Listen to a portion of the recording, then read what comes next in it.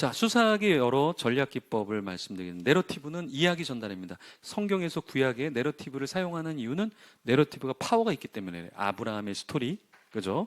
예, 어떤 마리아의 스토리, 요셉의 스토리, 이건 다 내러티브예요. 성경의 주요한 건 내러티브다. 그래서 톰 나이트도 내러티브로 성경을 다 풀어버립니다. 근데 그러면 또 문제가 되는 게 시와 어떠한 잠언이나 어떠한 이런 예언서 이런 거는 사실 또 내러티브가 아니거든요. 하지만 내러티브의 기법을 사용을 한다. 메인으로. 근데 우리도 설교 때 이런 내러티브를 잘 사용하면 좋다. 그리고 두 번째는 논박. 예, 반대의 논박을 반드시 메시지를 전할 때 해주셔야 돼요. 나는 이걸 찬성하는데 반대자는 없다. 이런 게 아니라 반대자도 있을 수 있습니다. 이런 이야기를 합니다. 그런데 그건 이겁니다. 이거는 학자들이 많이 하는 거예요. 자기 논리를 펴는데 반대 입장에 옛 관점이 있는데 새 관점이 있습니다. 그런데 지금 새 관점이 또 나왔습니다, 여러분. 그래서 새가 굉장히 많습니다. 새를 먹고 싶네요. 뭐 이렇게 해서 여러 가지의 관점을 열어주고 포인트들의 반대점과 배치되는 것들을 드러내주면 좋다.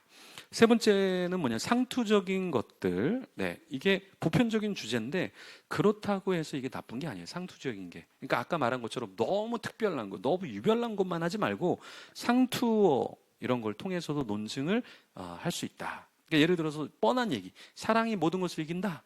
뻔한 얘기잖아요. 사랑이 많이 들어봤잖아요. 근데 그것도 사용을 하면 좋다. 뭐 특별히 너 유별난 것만 가져오지 말고 상투적인 명언이나 어떠한 좋은 말도 가져와도 된다. 네, 찬사. 와, 수사학에 이 찬사가 왜 필요할까? 그랬을 때 찬사도 어떤 인물이나 사건에 대한 칭찬과 기림을 통해서 말을 더 가치 있게 중요성을 부여할 수 있다라는 거예요. 그렇죠? 예, 어떤 사람을 말할 때 칭찬하면서 해줬을 때 이 사람의 말이 더 설득력이 있게 되는 거죠. 그래서 우리 페북은 다 칭찬해줘야 돼. 사람들이 왜 페북에서 만나는 사람마다 칭찬하냐? 그렇게 칭찬할 때 사람들은 그걸 기억해. 근데 그 사람을 부정적으로 얘기하면 부정만 기억한단 말이에요. 그래서 제가 늘 만나는 사람마다 칭찬해요. 지금은 안 그렇지만 천국에선 그럴 것이다. 믿음으로 선포하는 거예요. 그래서 여러분들 찬사가 필요하다. 자, 그다음에 비난도 필요하다. 왜냐하면 글에는 어떠한 걸 비난하고 반박하고 질책하는 것도 수사학에서 정신이 번쩍 들거든요. 여러분 이렇게 게으르면 안 됩니다.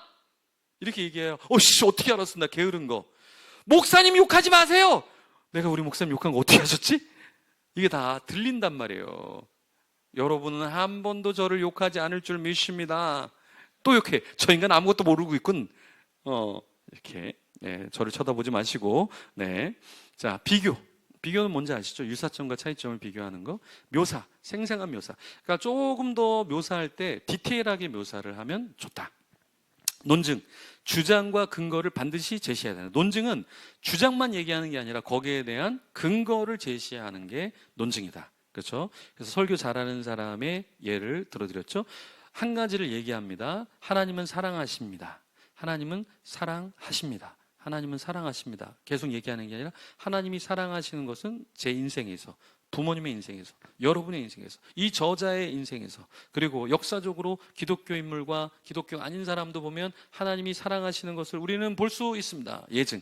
2차 세계대전은 있었지만 사랑하셔서 지금까지 3차 세계대전을 누르고 계신 겁니다. 여러분, 우리를 보면 하나님은 지금 멸하셔도 할 말이 없지만 하나님은 지금 우리를 사랑하십니다. 그래서 정치, 경제, 사회, 문화 모든 영역들을 끌고 와서 예를 들어서 설명을 해 준다라는 거예요.